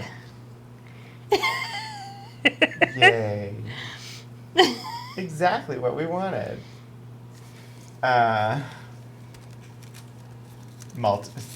Shadows. John Harvey Kellogg, MD. Member, American Public Health Association, American Society for the Advancement of Science, American Society of Microscopy, member, Michigan State Board of Health, medical superintendent of the Battle Creek Sanitarium, author of numerous works of health, etc. Yeah. So he had already been running the sanitarium for about 8 years at this point. This was not his first book, but it's, whatever. We don't have all of his works, but because most of them are out of copyright, you actually can read a lot of them online as well. They exist on other platforms other than your local library oftentimes. So if you want to read more of his work, it's historical terms. Yeah. So... And there's a reason we aren't talking about some of the contents of sex in living forms, the sexual relations. So to the point of chastity, continence, marital excesses. So to the point about the questions earlier about the history of wellness, there is a lot of history of wellness, and John Kellogg was not solely focused on food. He was focused on people as people, and he had a lot of things we should not spend a lot of time on. Uh-oh, we made the bot angry. Prevention of conception, infanticide and abortion, the social evil, solitary vice. Yep. A chapter for boys. Who are boys? What are boys for? Boys, the hope of the world. Man, the masterpiece. How a noble character is ruined. The marvelous human machine. The two objects of human existence. The nutritive Yeah. So I'm sorry. I got caught by who are boys? I simply wanted people to understand that this content exists. Oh, so this is the table of contents. So yeah. If you go to the chapter, those are the section titles. Yeah. And they just put dashes between them to indicate sections in the chapters. And there is a chapter for girls. So, it's somewhat shorter. Girlhood, how to develop beauty and loveliness. Yep. Priorities. Okay, so the difference, the chapter for boys includes man, the masterpiece. And the chapter for girls has they should be pretty. How to develop beauty and loveliness. Yes, exactly. And although it then goes on the human form divine. Sure. So women are goddesses and man are masterpieces. But also, this is just a whole lot of this. This is a very large book. You may rage quit history if you choose. Yeah, there were very particular. Again, I said this is not the focus of today's meet, but there is a lot of this content. And if you read more into who John Kellogg was and things he espoused later, I caution you to prepare for that. There are a lot of things you will encounter. Some of it apocryphal, some of it not. So that's why we're not spending time on it today. We're focused more on the food. If you choose to research this history on your own, we're just giving you a content warning. Mm-hmm. I always encourage people to do their own research, but I just wanted to point out that this is a thing that exists. Let's go back to some lighter notes. Let's see. What do I have over here? I'm about to have everything fall over. So when I thought the music had died, I think what happened was that my cord just came unplugged. And so you all probably still had music and you were probably like, what's he talking about? But whatever. Now we're listening to oh, here, I'll give you that folder. Because I'm about to have everything fall over here and I need to fix Culinary that. Ephemera Trivia. I don't want all the old books to fall over while I'm... Trivia sounds fun. And damage the spines. Yeah. Encourage with caution. Let's see. So this is from the Culinary Ephemera Collection. This is an empty envelope. Oh, don't worry about that then. I was going for what was in that envelope anyway.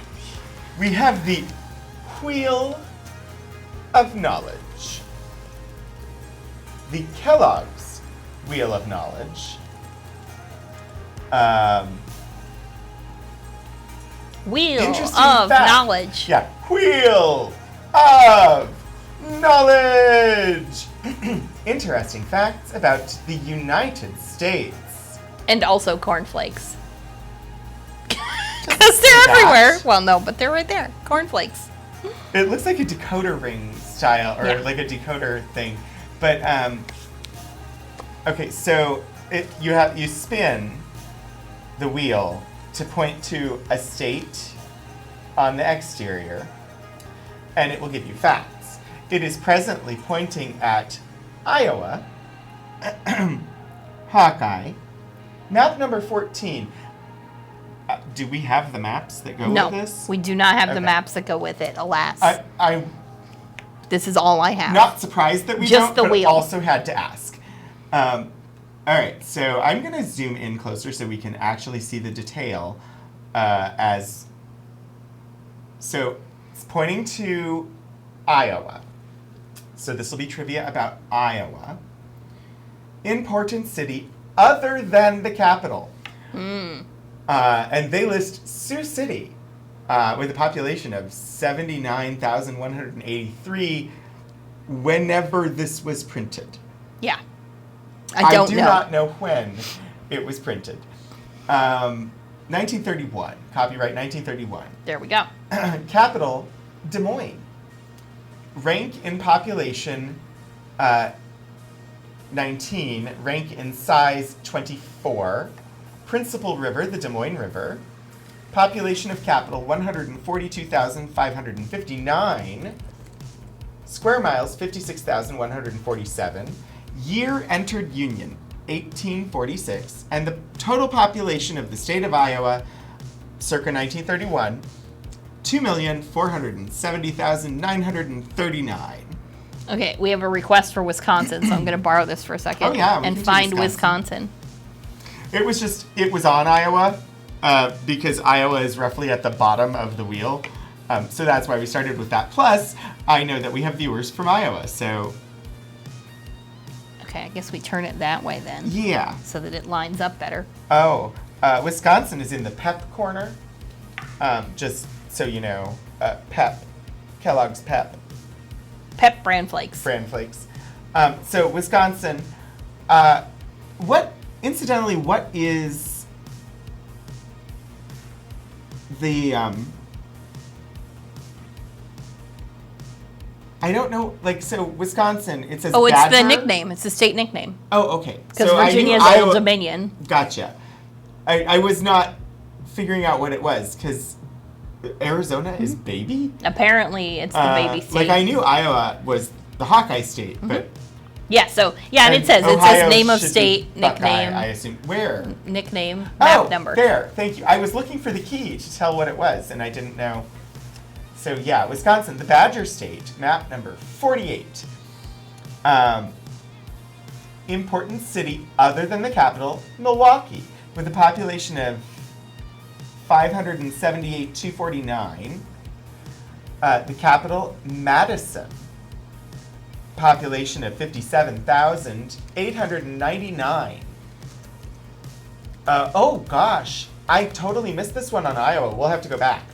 But America's most popular ready-to-eat cereals, Kellogg's whole wheat biscuit. Rankin population 13. Oh, it was Rankin cornflakes. Size 25. It was cornflakes for Iowa. Okay. Yeah. Principal River, the Wisconsin River. Square miles 50. Yeah, we have to wiggle it. It's not perfect. You have to wiggle it a little bit. 56?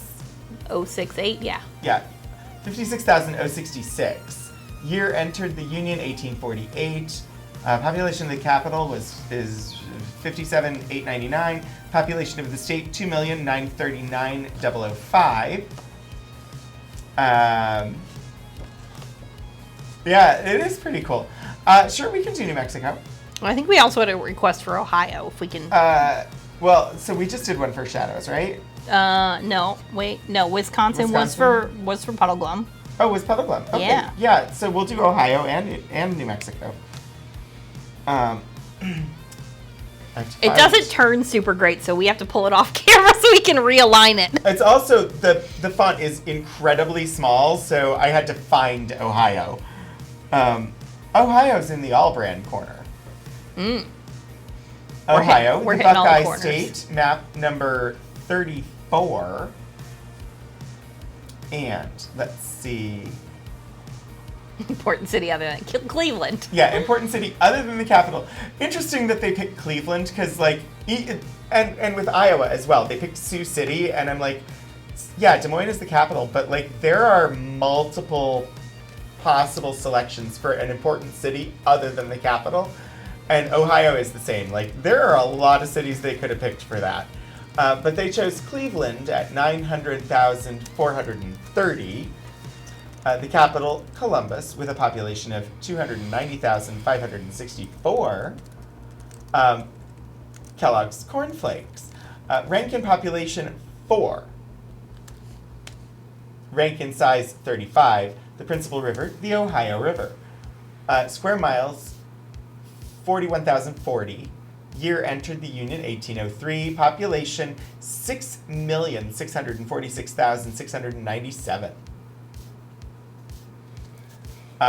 Also, they do have the time zones noted on here. So Pacific time, but Mountain time means Central nothing. Time, Eastern time. It's all sort of a weird soup, and they don't even talk. Is about it a Protos? Is it a time. Protos soup? Might be a Protoss soup with Or a a little Protoss bit soup. of sativa. But yeah, this is a really cool item, Glara. We actually saw this. I saw this up for sale, and we've been working on collecting some Kellogg history, and I was like, I feel like this is a thing we need. All right, so New Mexico. Also, like, it's a nice bit of, like, food-related ephemera, but it also feels like a game. Well, that's why it's or in similar the. to That's game why boards it's in and our things like that. culinary ephemera collection under the trivia folder, because it is trivia. So this is New Mexico. Important city other than capital, Albuquerque. Population of 26,570. Yes, Albuquerque, not Albuquerque. You must construct additional sweet and lows. We did an episode with sweet and low advertising. That was an interesting episode. The capital So is much pink. Santa Fe. Also, that was the episode where earlier that morning we discovered that this room wasn't going to be available, and I had to quickly retool to stream from a different location. It was interesting. Population 11,176 of Santa Fe. Pep Bran Flakes is in the corner. Rankin population 45, Rankin size 4. Principal river, the Rio Grande. Year entered the Union, 1912. Square miles, 122,634. And the total population, 423,317.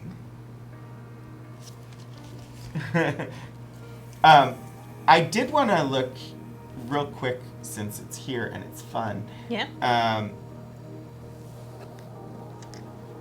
So there is no entry for Hawaii because Hawaii was not part of the U.S. At this time, at correct. this time.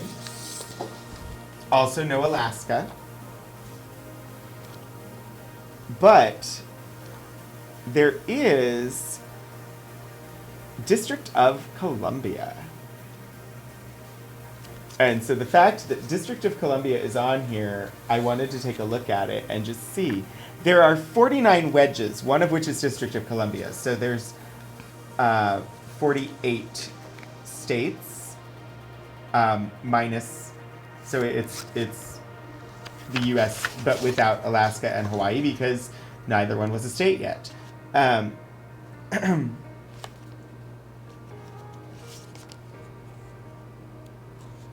Ohio is all Eastern time zone now, but apparently in 1931 it was not.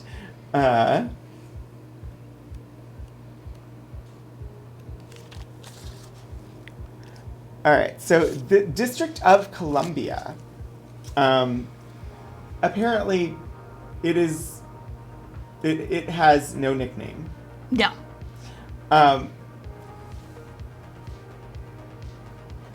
Let's see. Important city other than the capital of the District of Columbia?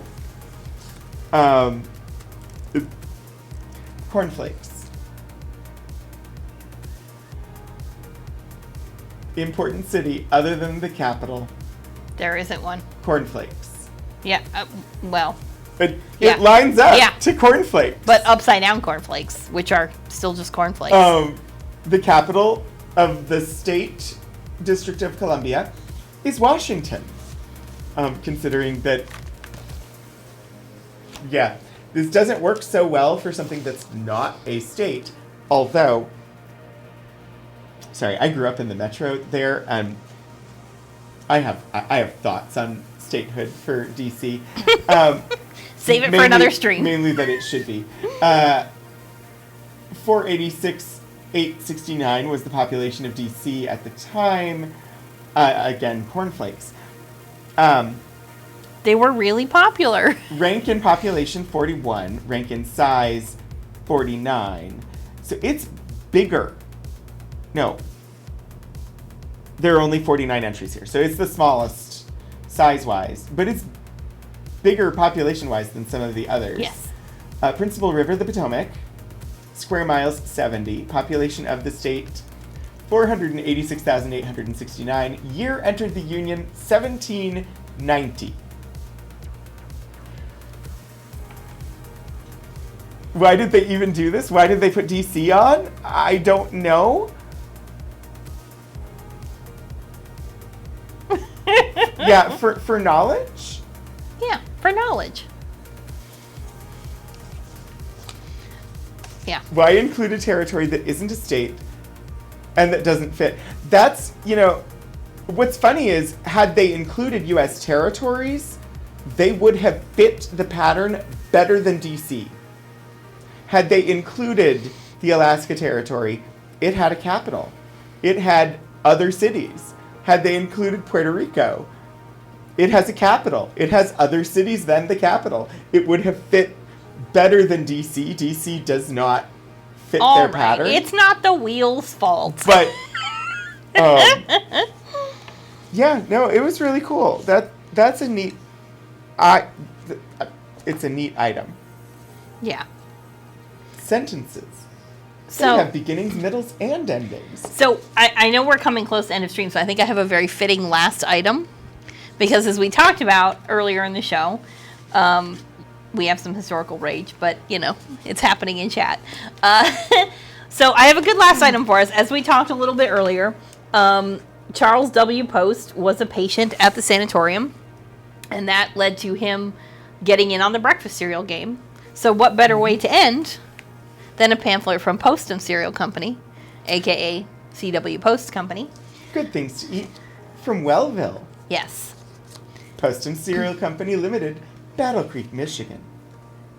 So we can exit on the competition and talk grape nuts and Post Toasties. Dainty dishes made with Postum products.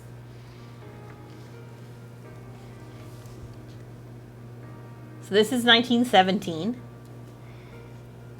And this has got a bunch of recipes for things that include Postum, which is the coffee substitute, grape nuts, Post Toasties. Not only do they meet the negative requirements of the government's pure food laws, that they shall contain no injurious element, they go beyond to the fullest positives of purity and quality. Beyond. These facts must appeal to every user of these products in their simple form, and to the careful housewife who employs them in preparing the dainty dishes described in this booklet. It's also fun to point out that they have a paragraph here that starts visitors to the big factories, implying that Postum also invited people to come visit their factories and see their spotless clean rooms and materials and processes, because that's what it literally says. So the level of like transparencies. Yes, Lord Portico. More than just not dangerous. More than just not dangerous. Yeah. Accurate. Post Toasties. Post Toasties. Yeah. Grape nuts. Postum. Postum was made, here we go. Postum was made from whole wheat roasted with molasses. It was not chicory. I was wrong. I apologize. Sugar. We haven't seen shredded wheat. Well, we saw the crumbles, which were shredded Which wheat. were the sticks. Yes. Right, the twigs. So there are a lot of grape different recipes. A lot of grape nuts. A lot of Post Toasties. Grape nuts plum pudding. But it's important. There's a little bit of difference here. Post was not coming from the same religious origins, so he may have not had quite the same concerns about certain food products that made their way faster, like sugar and salt and things like that. Well, I mean... So Postum is, we have a question in chat. Postum is both a cereal, and then there is instant Postum, which is a drink that is a coffee substitute, a non-caffeinated, essentially powdered coffee drink. Also, hi, Sayuri. Yes, so Postum is a couple of things. I don't see... Ah, there it is. Suet pudding with grape nuts. This sounds horrifying. Grape nuts, suet, milk, eggs, baking soda, molasses, whole wheat. Graham flour would have been whole wheat flour. So, not horrifying as I had expected. Because this is going to taste like mincemeat pie. Yes, this is going to be like a mincemeat pudding. Yeah. Okay. I saw suet pudding and And I you was were like, oh no! that doesn't sound good, but this is just it's like mincemeat pudding. Yeah. Let's see, what else we have? We've got pineapple jellied with grape nuts. Postum table syrup. Which, this is fun. Somebody who previously owned this did not like the proportions and gave us better ones or different ones. A lot more instant Postum than was called for. Yeah. Apparently. Or is it less? Was it one teaspoonful? Yeah, it was that they less. took to 3, or was it 4 that they took to 3? I can't see whether that's a 3 or a It was 4 4 to 1/2, and they're saying 3 to 1. Ah. So. Okay. So we have Postum. We've got jelly, instant Postum jelly. We're back to like gelatin. Yeah. Oh. A little bit that way. That way. We got some pudding sauces. It's very exciting. I've never even thought of putting sauce on a pudding. Well, this is pudding in the British sense, so Gotcha. like a sticky toffee pudding or a fruit cake that would have. So then they were very often They would have a sauce. a sauce, a hard sauce or not Okay. hard sauce. Yeah, Foamy pudding. yeah. So I think Or I think that's foamy pudding sauce. Correct. It's the foamy sauce. Pudding is what the sauce is for. Yes.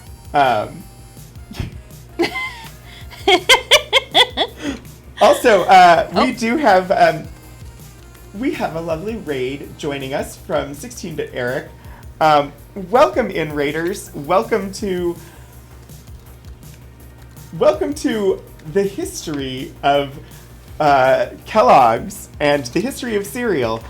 Right now, we are looking at a booklet from their competition. Go back, yeah. Postum. But yeah, welcome in. Thank you so much, Eric, for the raid. This is Archival Adventures. I am Anthony Wright Day Hernandez, Community Collections Archivist here at Virginia Tech, also known on the internet as Rogan27. This is a weekly show where I share materials from the special collections and university archives here. Joining me today is Archivist Kira, one of my coworkers, and yeah, we've been looking at Kellogg's history all day. So yeah, thank you all for joining. It's good to have you here. If anybody here is not already following 16-Bit Eric, you should give Eric a follow. Eric has been a big supporter of mine and this show, regularly rating, but also Eric is just amazing in his own right, does wonderful streams, has a great community. Eric is a TTRPG GM on the internets and runs very, very inclusive games. Well worth a follow, well worth paying attention to. So thank you, Eric. Can we talk about potato chowder with grape nuts? Yes, we can. What are they, like croutons? We You can just look pour at grape nuts potato on top. chowder with grape nuts. You Yes. just put them on top. They're like croutons, I guess. To the boiling salted water, add the potato and onion and cook until tender. If green corn is used, cook with the potato. When tender, add tomatoes, stewed corn, and hot milk and cream. Just before serving, add the grape nuts. So yeah, it seems like they're just meant to add crunch. Green corn, yes, Lord Portico. That would have been like underripe corn because you could use it in a stew like this. It wouldn't be noticeable. So you would just have to cook it longer. The dangers of historical cereal. Yeah. Also, we're not pesky. We don't have that pesky vegetarian problem, and we're looking at post Right, products, yeah, right? We are not focused on a strictly vegetarian diet here, so we have meat. But that means we don't have all the fun and interesting food we don't have meat Protos substitutes. or Nuttolene. We don't have Protoss and seitan, or no, not Nuttolene, yeah. Yeah, no, it was the other thing that I was thinking of. The one that I mispronounced accidentally. Yes. Savita? Yes. Yeah. We've got grape nuts for babies. We do. How to make your grape nuts edible for babies, because they're very crunchy. Babies have no teeth. Post Toasties hamburger steak. Hamburger steak, yeah, like you're gonna have. You can use cornflakes for your coating your real meat that you don't have if you're on the Kellogg I side. love the start of the baby's recipe. What does it say? That is, to a teacup of boiling water, add 6 teaspoonfuls. Yeah. I don't know. Baked eggs with grape nuts? Sure. Salmon croquettes with grape nuts? Post toasty veal loaf? I mean, look at it all. When you're not hampered by let's not eat meat at all, look at all the options. There are many more options for putting toasted grains in things. Interesting. Waldorf salad. Ooh. Ooh, it's my favorite word from cookbooks. Surprise. So what Also, grape nut baked eggs, yeah. Grape nut surprise is cream cheese and mayonnaise dressing with green pepper and grape nuts. Why? It's because it's a surprise. Surprise, we put grape nuts in everything. Why? Texture? Look, you can use it as a filling for ribbon sandwiches, aka unfrosted frosted sandwiches. That's what a ribbon sandwich Hannah, is. you're not wrong. They just decided to put grape nuts in everything. Or you can do this without the carbs by putting it in a lettuce leaf. Yep. So. Hi, Thorkel. To be frank, if the answer is grape nuts, the question is pretty dumb.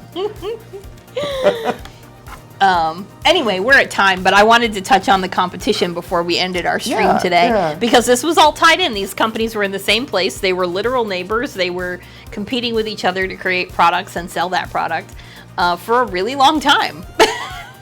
Also, apologies all. I'm real bad at the aim with the camera because I'm not here every week like Anthony is. I was moving it over so we could see this page. Oh, the pecan sandwich. Pecan sandwich.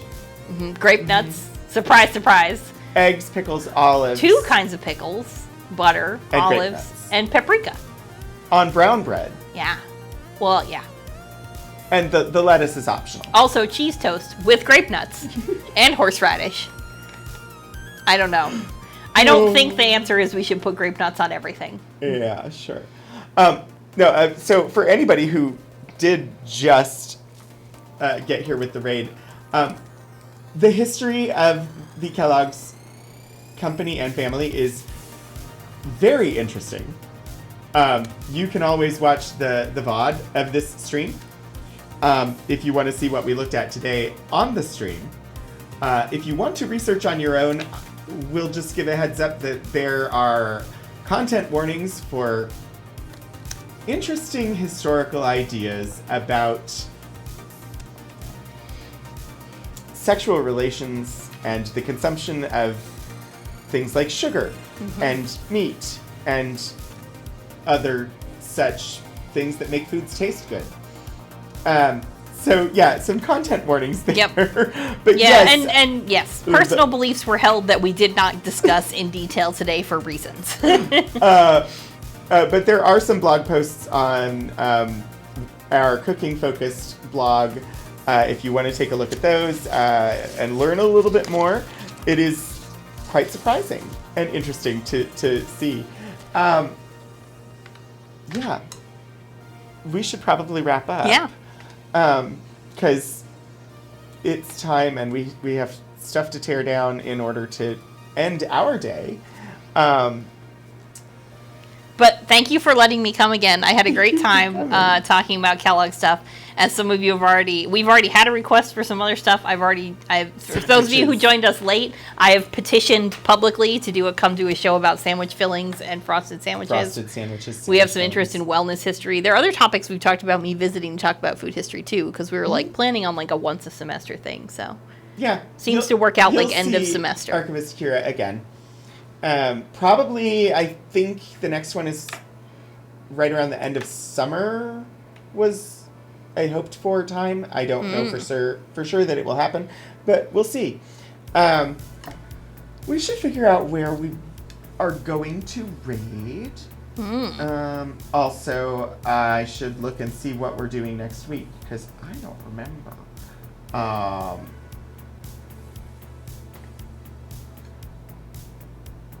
I think next week is Comet, a pulp sci-fi magazine that had 5 issues or 6 issues. That is what you have on your schedule for next week. So, yeah.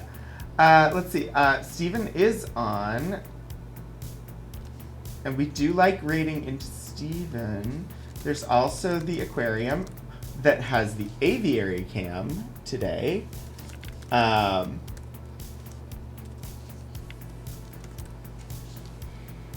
Those are options. But yeah, I'm gonna go ahead and they're both gonna be chill. Yeah. Either one that we go to is gonna be chill. Because Steven is doing Power Wash Simulator. Ooh. So let's say hi to Steven Joyce. We'll continue some fun times with a raid over there. And then... Oh. I think it was on the list. And also, as I mentioned at one point during the show, a lot of these publications, well, some of the bigger books at least, are already online because they are out of copyright. So if you do want to read more about some of the stuff we looked at, you might be able to find it elsewhere. already on the internet. Cool. Thank you very much, everybody, for joining us today. This has been great. Hopefully we see you again soon. And until we do, keep exploring history, everybody.